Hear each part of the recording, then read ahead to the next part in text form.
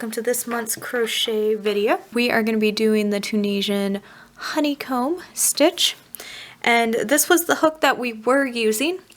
This is the standard kind of crochet hook, but we're going to need a Tunisian hook, and you'll want to size up as well. A Tunisian hook has an end to it and is a little longer because we're going to be leaving loops on our hook, much like knitting. And there's also purl stitches like knitting. I did not size up my hook on this one, and it ended up a little tighter and smaller than the rest of my project, and that was because I did not remember to size up.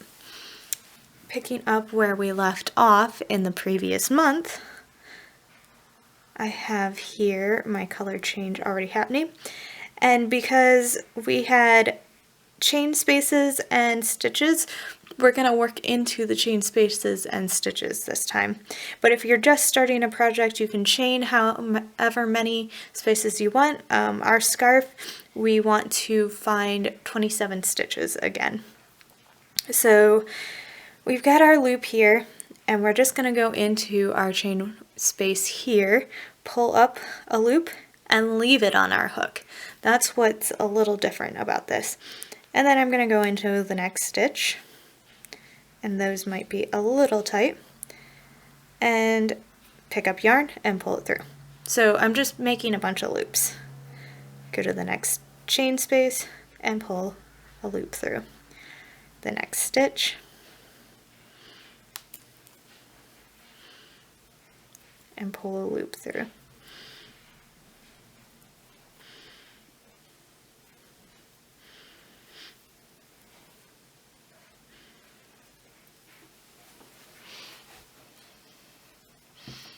And I'm going to keep working across my piece here.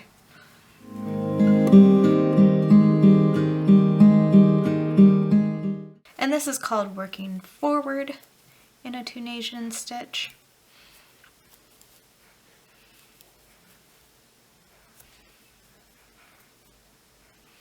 And this first row is our base and foundation.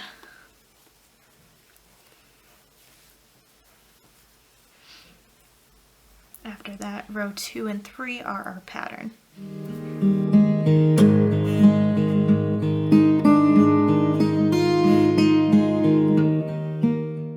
So I'm going to check how many loops I have. 27, which is the number I was looking for. So now I'm going to start working back.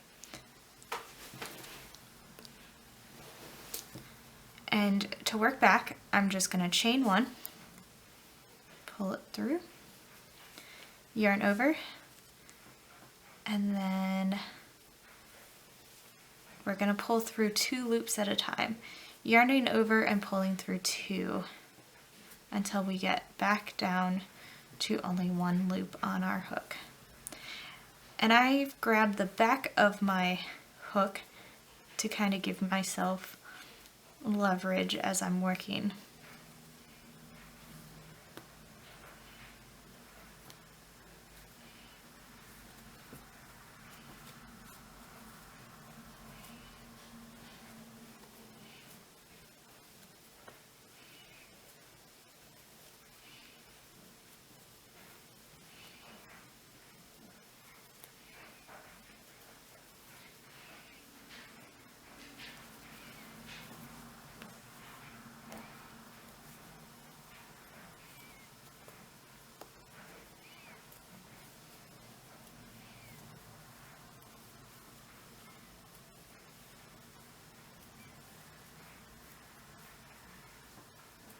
So there we go, we finished our first foundation portion of our Tunisian. So here is our first row of our pattern, second row that we're doing. You're not going to do anything into this right here, but you will do every one of them from then on. These are our bars that we've created here, and that is where we're doing our stitches.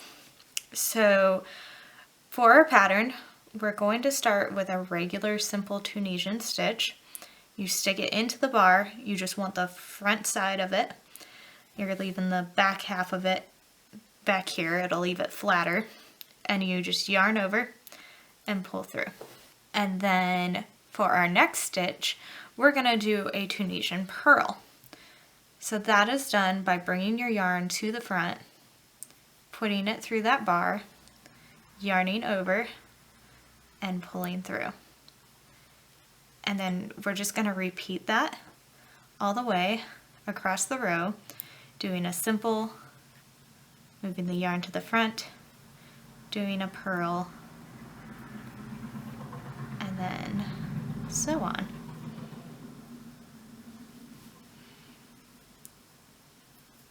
And if you lose track, like I just tried to do there, you can go back and look at them. And the ones that are purls have a line over them. So I just did a regular simple. I need to do a purl at this point.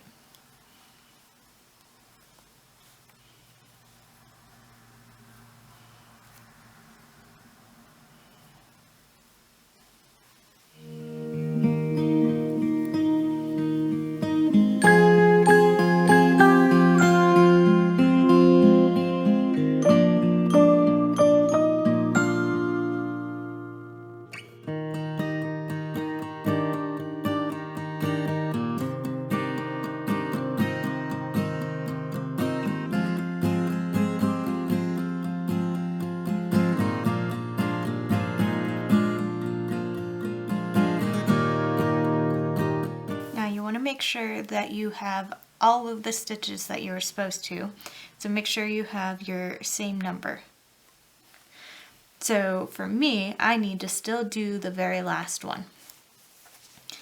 And I will be ending with a purl at this point. There we go.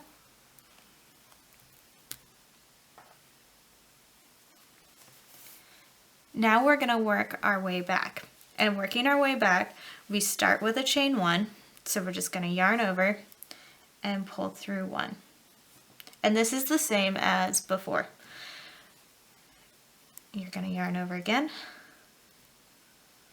pull through 2, yarn over, pull through 2, and continue that till you finish the row.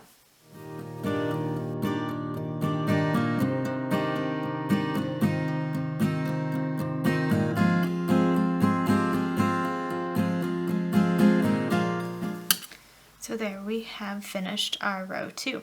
So now for our row 3, we're going to do the reverse of what we did the previous row. And then we're going to repeat rows 2 and 3 until we get the desired length we want.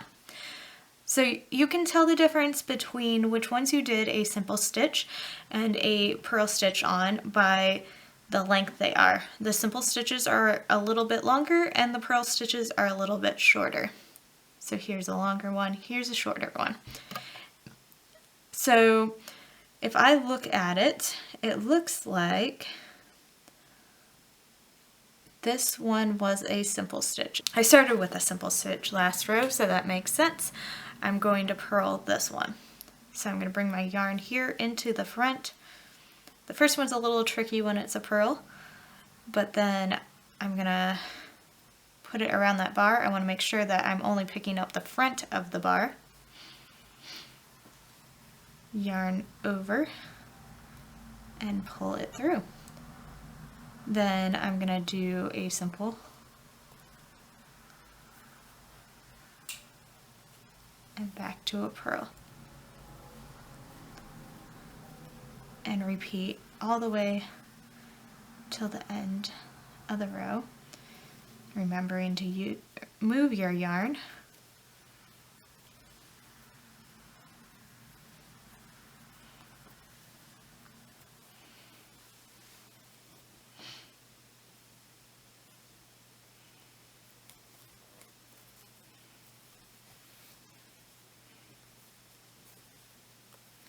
and that's how you get your honeycomb pattern.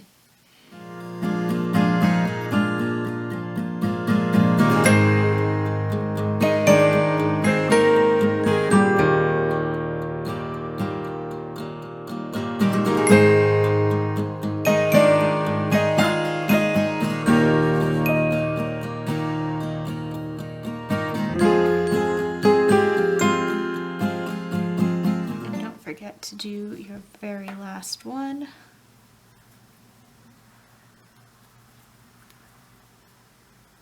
Here on the end. And there we go. So then I work back just like we did for all the other rows. Chaining 1, yarning over, going through 2, and repeating that.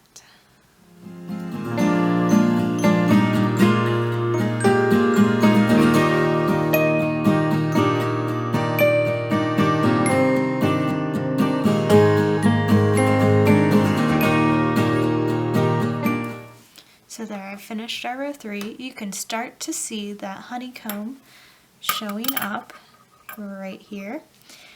And I'll do a couple more rows, and then I'm going to keep continuing it and show you how to finish off your Tunisian, because it's a little different than the regular finishing a crochet.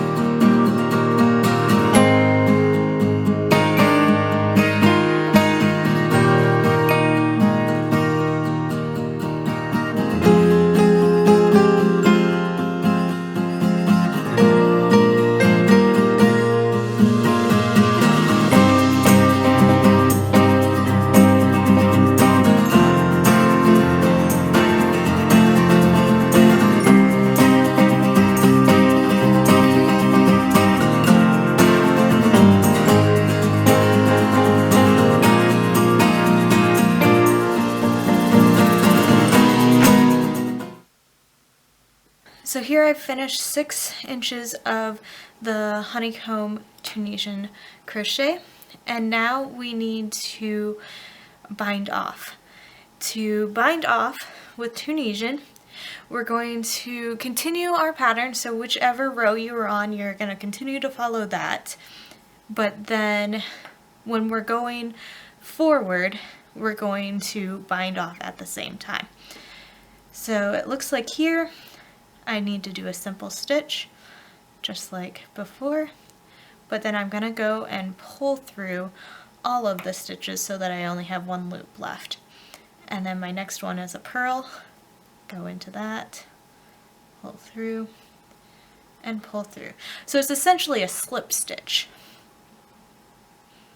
Now this one's a simple, pull through, and pull through. And I'm just going to repeat that all the way until the very end.